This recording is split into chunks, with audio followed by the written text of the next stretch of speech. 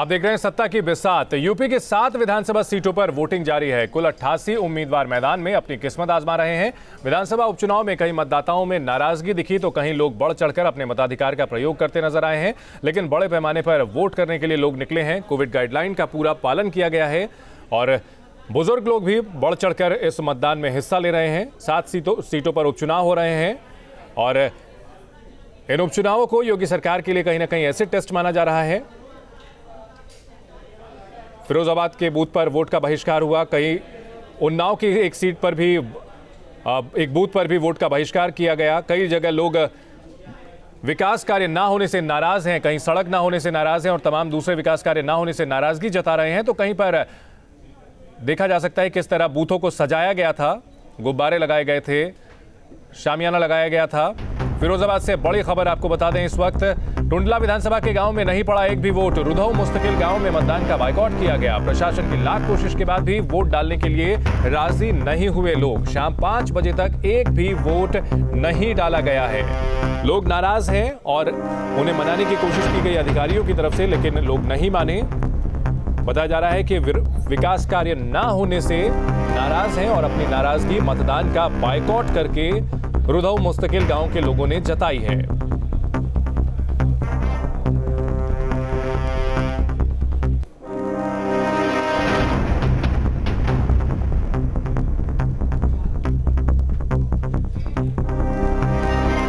हमारे साथ हमारे 2 सहयोगी जुड़ गए हैं। घाटमपुर से हमारे सहयोगी अमित सिंह हमारे साथ जुड़े हुए हैं, साथ ही साथ हमारे सहयोगी अभिषेक शर्मा भी जुड़े हुए हैं। सबसे पहले अमित, आपसे जानना चाहेंगे फिलहाल घाटमपुर की क्या स्थिति है, वहां पर कितने प्रतिशत वोट पड़ गए हैं और क्या अभी भी लोगों की भीड़ वहां पर देखने को मिल रही है?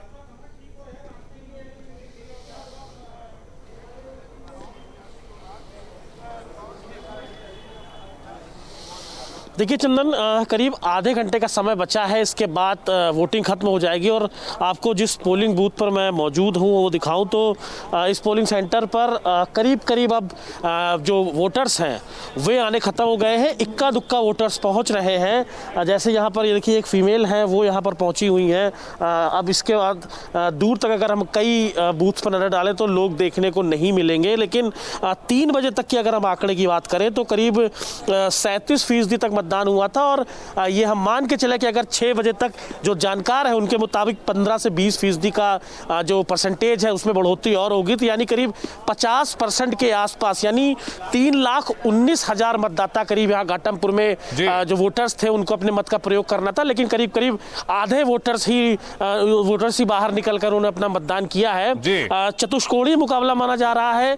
बीजेपी की जो टक्कर है वो कांग्रेस, समाजवादी पार्टी और बहुजन समाजवादी तीनों से मानी जा रही है और कोई किसी से कम नहीं है ऐसा प्रतीत हो रहा है, क्योंकि जिस तरह से वोटिंग ट्रेंड हुआ है और जो हमारी मतदाता जो इतने वोटर्स थे उनसे जो बात हुई है उससे निकलकर यही आया है कि कहीं ना कहीं कमल रानी वरुण की जो विरासत है उसको बचाए रखने के लिए बीजेपी को कड़ी मशक्कत करनी पड़ी है और उसका नतीजा तो हालांकि 10 तारीख को आएगा। लेकिन यहाँ पर जो 4 प्रत्याशी थे, चाहे वो कांग्रेस के हो, बीजेपी के हो, बहुजन समाज पार्टी के हो या समाजवादी पार्टी के, सभी ने पूरा पुरजोर कोशिश लगाई है और इसीलिए जो मुकाबला बड़ा दिलचस्प हो गया है। तो वोटिंग सेंटर्स जो हैं वो करीब खाली है। इक्का दुक्का जो लोग हैं वो पहुंच रहे हैं और बस आधे घंटे का समय है और मान के चला जा रहा है कि 50% के आसपास ही घाटमपुर का वोटिंग परसेंटेज रहने वाला है। ठीक है, अमरोहा चलते हैं जहां से हमारे सहयोगी अभिषेक शर्मा हमारे साथ है। अभिषेक, अमरोहा के क्या हालात हैं वहां पर? बताया जा रहा था कि वहां पर अच्छी खासी वोटिंग हुई है।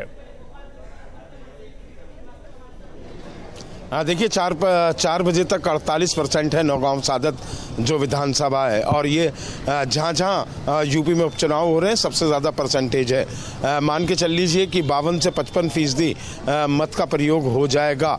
3,15,000 से 20,000 के आसपास यहाँ वोट हैं। दिलचस्प मुकाबला है, लेकिन भाजपा और सपा में सीधी टक्कर यहाँ दिखाई दे रही है। नेक टू नेक फाइट है दोनों के बीच में और पहले भी जब चेतन चौहान जीवित थे और 2017 में इसी सीट से लड़े थे तब उनको भी जावेद आदी ने ऐसे ही आबदी हैं, जावेद आबदी सपा के, उन्होंने ऐसे ही टक्कर दी थी। 20,000 से हार और जीत निर्धारित हुई थी। तो ये भी क्लोज फाइट मानी जा रही है। देखना यह है कि किसका पल्ला भारी होता है। अभिषेक, क्या कुछ प्रमुख मुद्दे हैं, क्योंकि माना यही जा रहा है कि लोग जो है इस उपचुनाव में स्थानीय मुद्दों पर ज्यादा जोर दे रहे हैं। वहां जो लोगों से बातचीत आपकी हुई होगी, तो क्या कुछ प्रमुख मुद्दे हैं जिन पर लोग मतदान कर रहे हैं?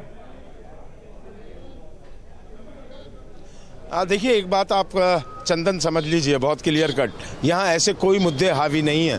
हाँ, बेरोजगारी जरूर एक मुद्दा है कुछ युवाओं के मन में, लेकिन इलेक्शन सीधा सीधा हिंदू मुस्लिम के हिसाब से हो रहा है। पूरा इलेक्शन अगर मैं बात करूं, पूरे दिन घूमा हूं, इलेक्शन हिंदू मुस्लिम के हिसाब से है। जिसका वोट प्रतिशत कटेगा वो हार जाएगा, सीधा सा गणित है। बसपा के प्रत्याशी की भूमिका महत्वपूर्ण है। अगर वो वोट काट पाते हैं तो बीजेपी क्लियर गई, अगर वो वोट नहीं काट पाते टफ रहने वाला है। ठीक है, हमें समीकरण जरा बताएं कि नौगांव सादात सीट का समीकरण क्या है, और जो उम्मीदवार हैं, जैसा कि आप बता रहे थे कि धार्मिक लाइन पर कहीं ना कहीं यहां बटा हुआ नजर आता है, तो जरा समझाएं हमें। देखिए, मैं सीधा सीधा बता दूं, 1,25,000 के आसपास यहाँ मुस्लिम मतदाता हैं, 50,000 दलित हैं। इसके अलावा जो चौहान हैं, चेतन चौहान की पत्नी संगीता चौहान, उनकी बिरादरी के वोट 35,000 के आसपास हैं। जाट भी 38,000 के आसपास हैं। सैनी, पाल और दूसरे समाज के जो अति पिछड़ा वर्ग है, उनके भी वोट 60 और 65,000 के आसपास हैं। गुर्जर भी यहाँ 35 और 40 के संख्या में है। ऐसे में अगर ये कंबाइंड होकर डलते हैं, लेकिन फिर उसमें 50% वोटिंग परसेंटेज निकालना पड़ेगा, क्योंकि 50% अगर वोटिंग परसेंटेज है तो आप ये मान लीजिए 3 लाख में 1.5 लाख की वोटिंग हुई, और 1.5 लाख में से कितना वोट किस बिरादरी का गिरा है और नहीं गिरा है, उस हिसाब से जीत हार का अंतर निकल आएगा। ये जातीय गणित है, इसी हिसाब से कॉम्प्लेक्स सिचुएशन है नौगांव सादात पे। लेकिन एक चीज साफ है कि यहाँ पर जो चतुष्कोणीय मुकाबला है, अगर बीएसपी उम्मीदवार मुस्लिम वोट काटने में कामयाब रहा तो ही बीजेपी यहाँ से जीत सकती है। अगर अमित बात की जाए वोटिंग की, तो वोटिंग प्रतिशत जो है हर जगह कम देखने को मिल रहा है। इसके क्या मायने निकाले जाए, क्या संकेत हैं ये? सिर्फ इन दोनों सीटों की नहीं, और दूसरी जगहों की भी बात करें तो वोटिंग प्रतिशत जो है बहुत ज्यादा नहीं है।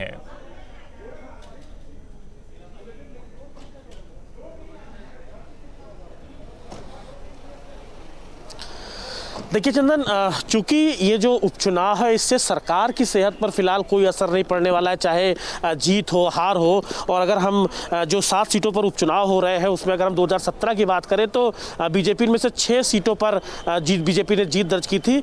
लेकिन जो मतदाता है वो उपचुनाव को शायद उतनी सीरियसली नहीं लेता जितना बाकी आम चुनाव को लेता है, क्योंकि उसको पता है कि जो समय है, अब मान के चलिए कि अगर हम 2022 के विधानसभा चुनाव बात करें तो करीब 1.25 साल का समय ही बचा हुआ है। यानी जो मतदाता है शायद उस तरह से उदासीन है कि ज्यादा समय नहीं होगा जिसको हम चुनेंगे, लेकिन बावजूद उसके आप लोग इन सीटों पर अपडेट्स पर नजर बनाए रखिए। आपसे आगे भी हम लोग अपडेट लेते रहेंगे। बहुत शुक्रिया अमित और अभिषेक आपका हमारे साथ जुड़ने के लिए।